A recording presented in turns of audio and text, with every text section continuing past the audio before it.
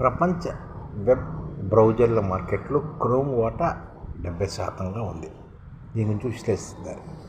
ప్రపంచవ్యాప్తంగా web బ్రౌజర్ల market లీడర్గా కొనసాగుతున్న ఆల్ఫాబెట్కు చెందిన గూగుల్ క్రోమ్కు సవాల్ విసిరేందుకు టెక్నాలజీ దిగ్గజ సంస్థ ఎన్విడియాకు చెందిన పర్ప్లెక్సిటీ AI సిద్ధమవుతుందన్నమాట. ఈ ప్రపంచవ్యాప్తంగా వెబ్ బ్రౌజింగ్ లీడర్గా కొనసాగుతున్న గూగుల్ క్రోమ్కు సవాల్ విసిరేందుకు టెక్నాలజీ దిగ్గజమైన ఎన్విడియాకు చెందిన పర్ప్లెక్సిటీ AI సిద్ధమవుతుందన్నమాట. త్వరలోనే కామెంట్ పేరుతో AI ఆధారిత సామర్థ్యం గల వెబ్ బ్రౌజర్ తీసుకురావడం రానుందన్నమాట. ఈ పర్ప్లెక్సిటీ AI సిద్ధమవుతుంది. ఇది కామెంట్ పేరుతో AI ఆధారిత సామర్థ్యం గల వెబ్ బ్రౌజర్ తీసుకొస్తుందన్నమాట.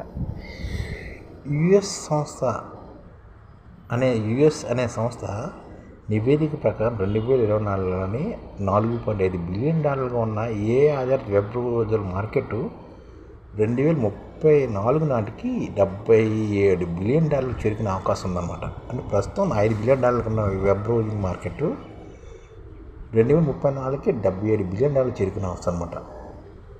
ఈ స్టార్ట్ కౌంట్ అనే సంస్థ గణాంకాల ప్రకారం 2025 జూన్ నాటికి ప్రపంచ వెబ్ బ్రౌజర్ మార్కెట్లో క్రోమ్ వాటా 60% కొనసాగుతుంది.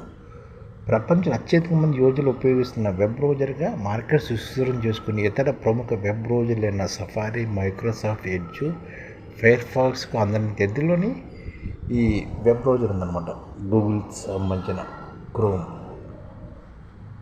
గణాంకాల ప్రకారం వెబ్ బ్రౌజర్ మార్కెట్లో క్రోమ్ 40% వాటా ఉందన్నమాట. దీని గురించి చూస్తే క్రోమ్కి 70% వాటా ఉంటే సఫారీకి 21% వాటా ఉంది. క్రోమ్కి 70% అయితే సఫారీకి 21%, శాంసంగ్ ఇంటర్నెట్కి 3%, ఒపేరాకి 1%, యూసీ బ్రౌజర్కి 1%, ఆండ్రాయిడ్కి 1%, ఇతరాలకి 3% వాటా ఉంది. ప్రపంచవ్యాప్తంగా బ్రౌజర్ వాటాల్లోనే చూస్తే క్రోమ్కి 60%, సఫారీకి 16%, ఇతరులకి 9%, ఫైర్ ఫాక్స్కి 2%, ఎడ్జ్కి 5% ఉందన్నమాట. భారత్లో మొబైల్ బ్రౌజర్ వాటా ఎలా చూస్తే క్రోమ్కి 90% మంది, ఒపేరాకి 3% మంది, సఫారీకి 3% మంది, ఇతరులకు 4%. భారత్లో చూస్తే ప్రపంచవ్యాప్తంగా చూస్తే క్రోమ్ను 70% మంది వాడితే భారత్లో క్రోమ్ 90% మంది వాడతారు అన్నమాట. అలాగే భారత్లోని బ్రౌజింగ్ వాటా చూస్తే క్రోమ్కి 89%, ఒపేరాకి 3%, సఫారీకి 2%, యూసీ బ్రౌజర్కి 1%, ఇతరులకు 5% అన్నమాట. సాధారణ బ్రౌజర్లతో పోలిస్తే AI ఆధారిత బ్రౌజర్ యూజర్లు కొన్ని కంటెంట్ని సంక్షిప్తంగా అందించగలరు. అలాగే టాస్క్లను ఆటోమేటిక్గా చేయగలరు. ఉదాహరణకు ఈమెయిల్ను ఆటోమేటిక్గా రిప్లై పంపడము, సోషల్ మీడియా పోస్టులను షెడ్యూల్ చేయడము, దరఖాస్తులో డేటాను సేకరించడం లాంటివి అన్నమాట. ముఖ్యంగా సందర్భానుసారంగా జవాబులు అందించగలరు. అంటే యూజర్లు అందించే ఇన్పుట్లు డేటా హిస్టరీని పరిగణలో తీసుకుని వాటిని విశ్లేషించి జవాబులు అందించడం, వివిధ డేటా సోర్స్ నుంచి సమాచారాన్ని క్రోడీకరించి నేరుగా సమాధానం ఇవ్వడం వంటి చేయగలరు. అపాయింట్మెంట్ బుకింగ్, ఉత్పత్తులను పోల్చడం వంటి సంక్లిష్ట పనులను కూడా ఈ చెక్కగలుగుతాయి అన్నమాట. ఈ UI అంటే ఆర్టిఫిషియల్ ఇంటెలిజెన్స్తో వచ్చే బ్రౌజర్లు సాధారణ బ్రౌజర్ల కంటే ఇవి మరింత ఉపయోగం అనమాట. అంటే ఆటోమేటిక్గా టాస్క్ వచ్చేస్తామంట. ఈమెయిల్కి ఆటోమేటిక్గా రిప్లై పంపించేస్తాయి ఈ AI ఆధారిత బ్రౌజర్. సోషల్ మీడియా పోస్టులను షెడ్యూల్ చేస్తాయి, దరఖాస్తులను డేటా సంగ్రహించి లాంటివి అనమాట. ముఖ్యంగా సందర్భానుసారంగా జవాబులు అందిస్తాయి. యూజర్లకు అందించే ఇన్పుట్లు డేటా హిస్టరీని పరిగణలో తీసుకుని వాటిని విశ్లేషించి జవాబులు అందిస్తాయి అన్నమాట.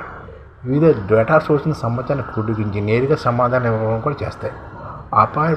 అపాయింట్మెంట్ బుకింగ్, ఉత్పత్తులు పోల్చడం వంటి పరిస్థితిని కూడా ఈ AI బ్రౌజర్లు చేస్తాయని చెప్తున్నారు. దీని గురించి తెలుసుకోవాలన్నమాట. ఎందుకంటే భవిష్యత్తులోనే ఈ ఆర్టిఫిషియల్ ఇంటెలిజెన్స్ తోటి బ్రౌజింగ్ జరుగుతుంది.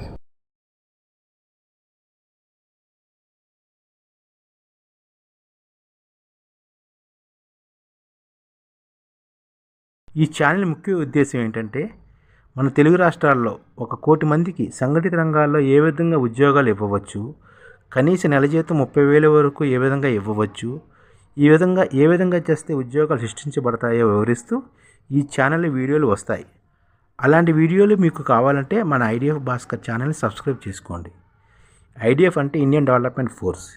ఈ వీడియోలు చూసిన తర్వాత మీకు నచ్చితే లైక్ చేయండి, మీ ఫ్యామిలీ మెంబర్స్కి షేర్ చేయండి, మరియు మీ ఫ్రెండ్స్కి షేర్ చేయండి. Thank you. నమస్కారం.